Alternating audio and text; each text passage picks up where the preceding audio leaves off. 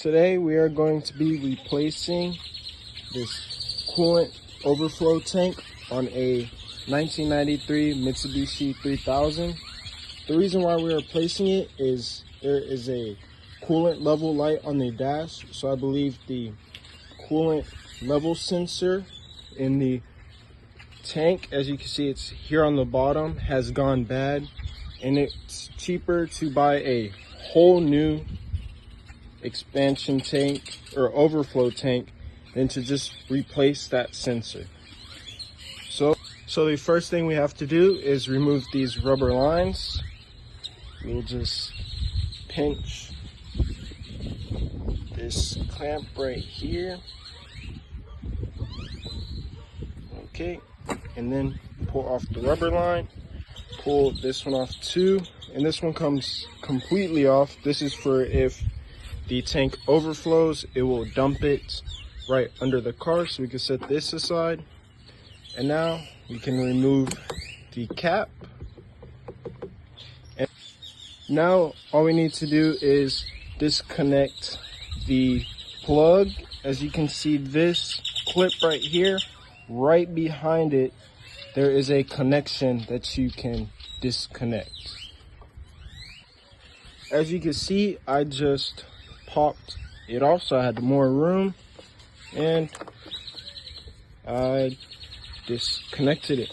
So now the next step is removing these 3 bolts, one up here and 2 further down. All you will need is a 12mm socket with a little extension so you can fit your ratchet down there.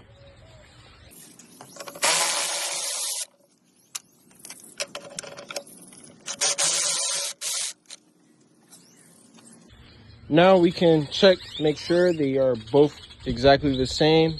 The plugs are the same, which they look like it. The full and low lines look exactly the same. The only difference is this one has a sticker on the top, which that one does not. So let's put the new one in.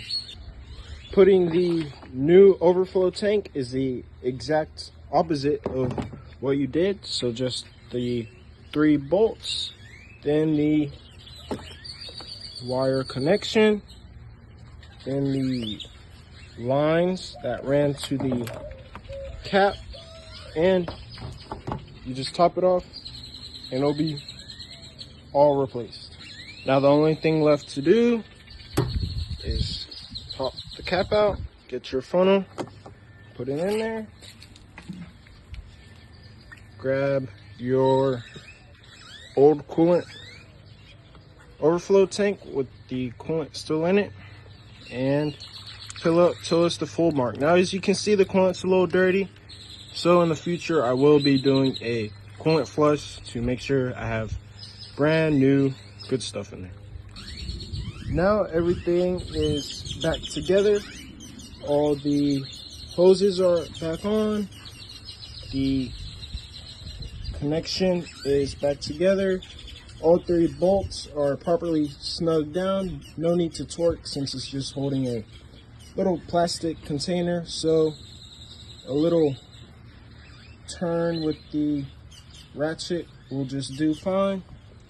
And if you can see down there, the coolant level is right under full. So now the only thing left is to start the car and see if the light went away.